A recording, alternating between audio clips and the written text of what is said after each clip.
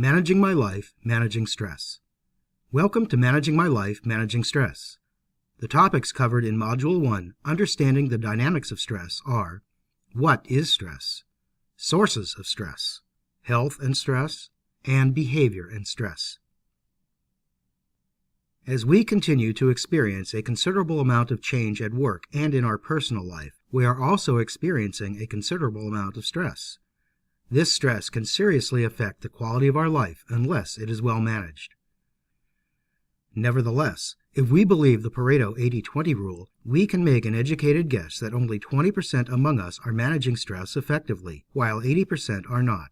We can also make an educated guess that the 20% who are managing stress well among us are the top achievers, who are achieving their dreams and are thoroughly enjoying their life. That is what this program is all about, helping you to improve the quality of your life by managing stress effectively. Defining stress. So, what is stress? How can we define it? Stress can be defined in 3 ways. 1. Stress is a physiological response to an unexpected change, a change that requires adaptation on our part.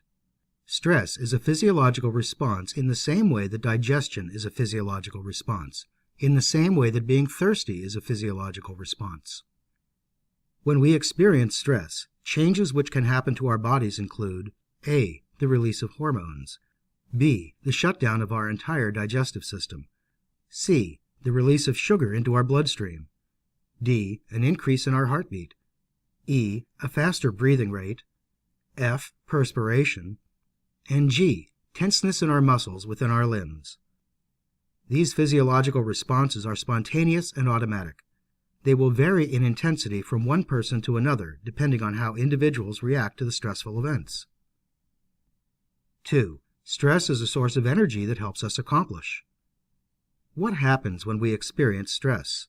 In addition to the possible physiological reactions discussed earlier, when we experience stress, our body generates the necessary energy to mobilize itself to deal with the stress in what is referred to as the fight or flight reaction. Primitive man during the cave age frequently faced life-threatening situations such as confronting wild animals.